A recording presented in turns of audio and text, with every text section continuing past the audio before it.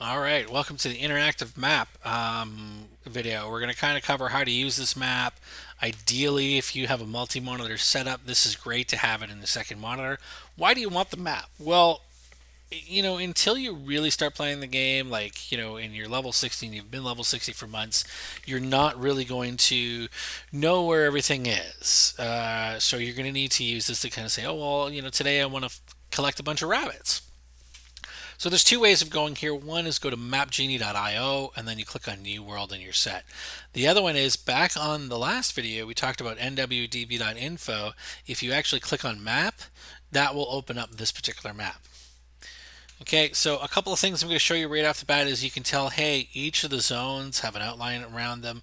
Right off the bat, we can see our fast travel zones, we can see our towns, and then we can see our forts. So forts are used in PvP. If you want to take over a town, you have to take over the fort first and then declare war. So let's look at Windsor right now. Since a lot of people have that, I just clicked and dragged, and I'm gonna scroll in just a little bit here so we can fill up more of the screen. As I do so, you're gonna see that we have some colored outlines.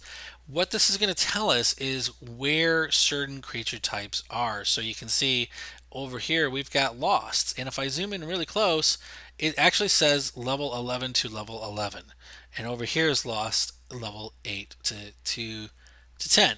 So it's a good idea for you to pop around and see, okay, hey, look, here's all the losts. Another icon spawned up over by this fast travel spot, and if I mouse over it, it's the Amarine excavation, which is the dungeon. So just be aware that we can turn icons on and off as it goes. We can see the roads. It's the exact same map that we have in game, which is handy. Um, Now, a couple of things to point out. You may not know this, but the in-game map was already going to tell you lots of information. And I'll jump over to the in-game right now so you can see if I open up our map and I go to resource locations, check this out. Grasslands, you can find fibers and hyssop. Well, look at that color, right? We see a gray with a little bit of grass in it. Well, right here is grasslands. Right here is grasslands. Over here is forest. So the game's already telling you what you can expect in certain areas. So if you're looking for ore, you got highlands. You want this mountainous area. It says it's impassable, but a lot of this area you can run on, and this area here is going to give you ores and stuff like that.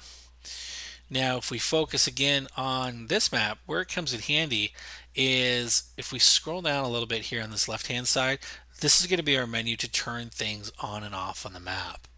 So, Winter Convergence, this is a legacy item. Last winter, there was an event where you had to go into caves and kill a bunch of ice creatures.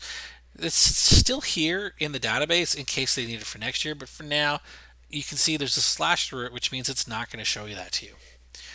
Locations, we talked about this: area, arena, expedition, forts, outposts, settlements. Here's all the icons. If I don't care about the settlement, I can click on that and you'll see right over here. Look, Windswords disappeared and it's reappeared. Okay, it's pretty handy. Now, loot. We got a bunch of different kinds of loot within the game. We've got our elite chests, our large chests, our minor chests. You got your alchemy, ancients, provisions, supplies. Let's just say you want to go after large chests within Windsor, because in large chests you're going to get a lot more stuff than you are in the minors. If I just click this, you can see the number right next to it is 593.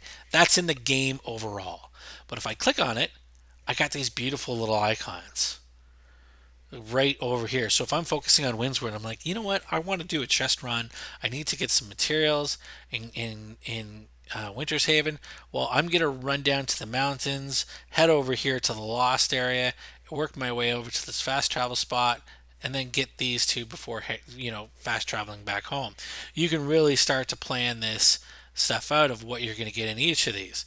And you can see it's showing you each tier. Obviously, these are all tier ones, and that's what's in them. And you have to be careful because turning these things on and off, you can really flood your map. So if I just go, hey, minor chests, which we know there's almost 3,000 in the game, look at all the dots that popped up. We got a completely different icon. So even though there's only one, large chest over in this area, I have a bunch of smaller ones. It almost makes sense to, hey, I'm going to run up to Amarine, get these 10 chests, run over to this area filled with ancients, and get those 20 chests.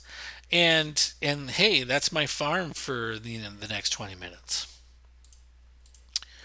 Townboard quests give us a lot of kill quests, stuff like kill bears, kill boars, kill cows, or sorry, kill bison. This animal section is going to help you hunt them down. So I'm just going to show each of these one at a time here as I disable these. Where are all the alligators in Windsor? Well, they're all down over here. Where are the bisons? They're all over here. And stay away from bisons. And until you get a really good ranged weapon, it's terrible. So you can use this to really figure out a farm. Well, here we go. Look at all the rabbits up in this area. Now, if I re-enable those small miner chests, see how they kind of overlap?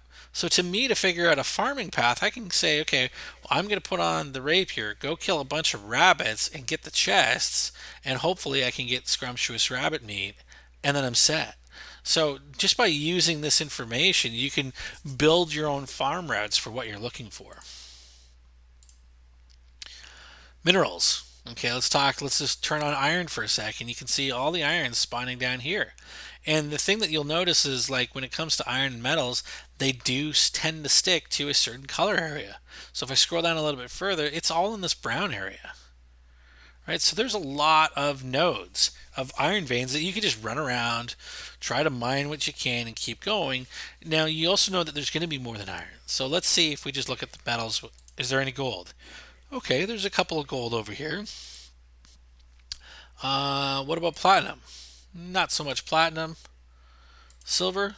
Oh, a decent amount of silver. So if I were doing a mining run, I would come out, do a little circle over here, a little circle around here, follow the pathway around this way, and then end back up over at the Hermit Shrine. Okay. Resources. So this is all of our gathering stuff where our gathering skill is going to come into play. We want to gather hemp. Hey, right north of Primrose, that seems to be the area. That's an excellent area. Now, usually when you're gathering hemp, you really want to gather herbs. So if I'm click on herbs as well, it's the same color, but it's also the same area. So don't worry too much about it. You can also just turn off the hemp and say, well, it all tends to be in the same area. I'm going to get it. Here's a little trick a lot of people don't know. These towers, this is the starting area. That's a lot of herbs over there. So at any level, you can pretty much, at level 10, you can run around here getting all these herbs and not have an issue with it. Turkey nests drop eggs. So you can see again, hey, up over here where we saw all those chests and all those rabbits, I can get turkey nests. Eggs used to sell for 20 gold. They're a lot more common now, so they only go for about 2.5 gold, but they're also a great ingredient for cooking if you want to get that up. Supply carts, you'll find only these in town. You can only access a supply cart if our faction owns it. I don't know if you know that, but anyway. Let's say I really want to work on my cooking, so I'm going to get those rabbits that I talked about. I'm going to get those chests. I need to get berries because I need to make sure that I have enough in there. If I click on berries, there's a whole bunch that spawn in this area as well, but I don't want to forget about blueberries. Hey, it's the same area. This Noble Reach area seems to be a great area for me to farm in. If I want to get my broccoli, this is the only area in Windsor where you can get it. If I want nuts, get them around here. There's not a lot of areas. They're hard to see, but hey. Fungus. A lot of the fungus stuff you're going to get usually mushrooms for cooking, but a lot of the other stuff is going to be for alchemy. So if you click on each of these, it depends on which one you want. So here we go. Petal caps are everywhere. They just seem to be spread out. Keep your eyes peeled from them. I would hate to have to farm that stuff. Moats. Now you can tell the moats are broken up into our different kinds. We got air, death, earth, fire, life, and soul. Now if you notice each of the moats, there's also water, sorry. Each of the moats, we have 3 different kinds. So let's just talk about lightning beetles. We got none in here. About blight moth. Earth shell, none over here. Salamander snail, there's a couple. All of these ones that are the lightning beetle, blight moth, earth shell turtles, salamander snails, in the game they all look the same. There is a let's see if I can find one out here. There, it looks like a branch that is bent. So the branch will come out from the water, and we kind of know that there was one over here from our map. So this is really how we use it. You open up your map, you double check the other map so we know that, hey, there's a salamander snail right outside of town. Let's see if we can find it. Oh, I got stuck into a wall. These will drop motes, but they also drop a very specific item. For example, salamander snail will drop salamander snail, and it's used for higher level crafting. You can still use it and make some decent money at lower levels. So we're just looking around for it. I don't have it perfectly picked out on my map right now because I'm also trying to record. Even if it's empty, you can tell that this is a place for it.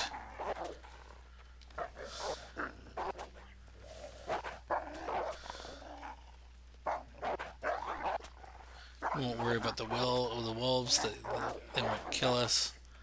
Or they won't kill me in this case. So I should be close. That's another moat. So what I'm trying to find is a spot where a very thick branch comes out and almost turns 90 degrees. And the moat will always be resting on it.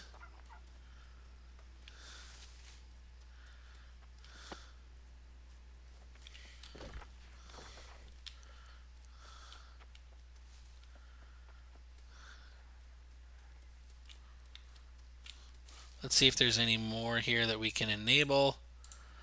So let's say life moth. We'll turn all of these on. Oh, there's a worm tongue over there. That's the salamander snail and a spinefish. So, oh, perfect. So the spinefish is just over there around those rocks. So that should be right around over here. So I'm just going to hit the number key, which is going to auto run me, and I'm going to follow it along. That's a great trick too, especially when you're trying to farm stuff. Just hit the A equals key, hit your M, open up the map, and you're going to start walking in that direction. Just make sure you're not walking yourself off a cliff or you're walking somewhere that's going to get you killed into a big set of monsters.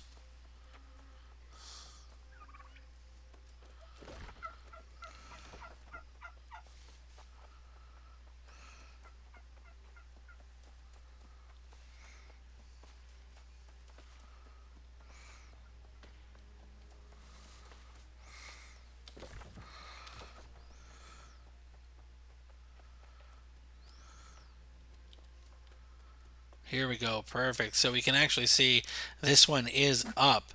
All of these moats will look like this. It's a branch that comes up and comes around, and it's going to be a different item on it. Floating spinefish tend to be around water. They all tend to be around their own thing. So there you can see I got a floating spinefish over the moats. Alright, so if I want to disable all these modes, I can just hit that again and they're all gone. Now, shock bulbs, blight root, earth spines, the other two kinds that we get here, these all go by gathering. So it uses your gathering skill. So if you turn all of these on and say, I want to do a moat run, well, Noble Reach has a couple. That's not going to be our great area, even though we were there earlier for the rabbits. But if I leave Windsor, and I run up to Amrine, there's a bunch of notes that I can modes I can try to get.